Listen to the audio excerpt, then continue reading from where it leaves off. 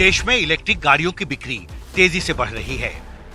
Society of manufacturers of electric vehicles के मुताबिक 2020-2021 में इलेक्ट्रिक 2 व्हीलर, 3 व्हीलर, इलेक्ट्रिक कारों और इलेक्ट्रिक बसों की कुल संख्या 1,39,060 थी, जो 2022-2023 में 9 जनवरी 2023 तक बढ़कर 8,44,192 पहुंच गई।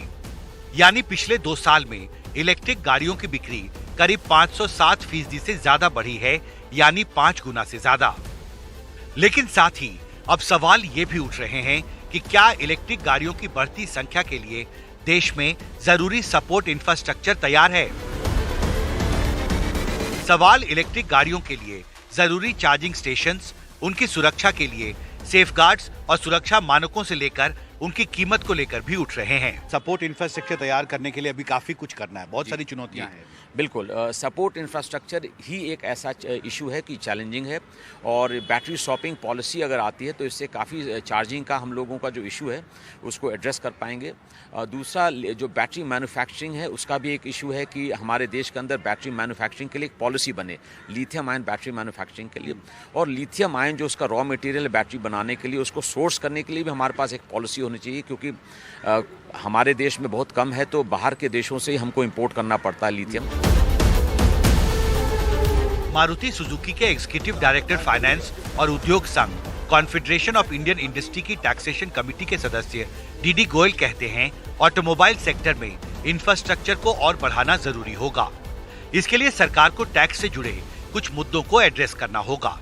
अलग अलग सेगमेंट्स में अलग अलग टैक्सेस हैं। जैसे उदाहरण के लिए इलेक्ट्रिक व्हीकल्स जो है उन पर जीएसटी रेट अलग है, पर उसमें जो ऑटो कंपोनेंट्स का इस्तेमाल होता है, जो बैटरीज हैं, वो हायर एंड 18% के ब्रैकेट वाली जीएसटी लगती है। तो ऑटोमोबाइल सेक्टर में इस तरह के जो एनोमलीज हैं जिसमें कि अलग अलग पार्ट्स पर अलग अलग जीएसटी रेट है, आपको लगता है इसको भी एक तरह की सिमेट्री जरूरी होगी एक फाइनेंस एक्सपर्ट के तौर पर?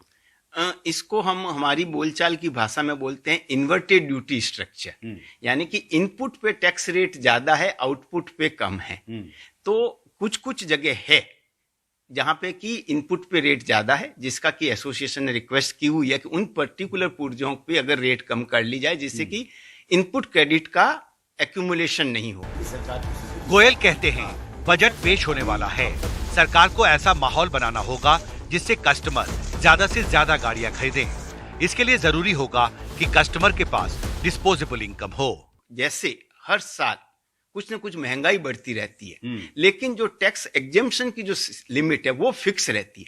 उसमें मेरा सुझाव ये है कि अगर सरकार हर साल जो इन्फ्लेशन इंडेक्स है, सरकार इनकम टैक्स ऑफिस खुद एक इन्फ्लेशन इंडेक्स हर साल रेज करती है, तो जितने भी टैक्स से एग्जेम्पशन है, बेसिक लिमिट है या एटीसी की लिमिट है या एटीडी की जो मेडिकल इंश्योरेंस के लिए है, पीएफ के लिए, जितने भी फिक्स्ड अमाउंट है उसको हर साल based on cost of inflation index अगर वो हर साल एडजस्ट करते रहें तो अपने आप सबको मालूम रहेगा, और जो टैक्स की इफेक्टिव बर्डन है वो मेरे हिसाब से तर्कसंगत रहेगी। जाहिर है, इलेक्ट्रिक व्हीकल्स के लिए जरूरी इकोसिस्टम को तैयार करने की चुनौती बड़ी है और सरकार को उद्योग जगत के साथ मिलकर बड़े स्तर पर पहल करना होगा। दिल्ली से सुशील राठी के साथ हिमांशु शेखर, एनडीटीवी इंडिया।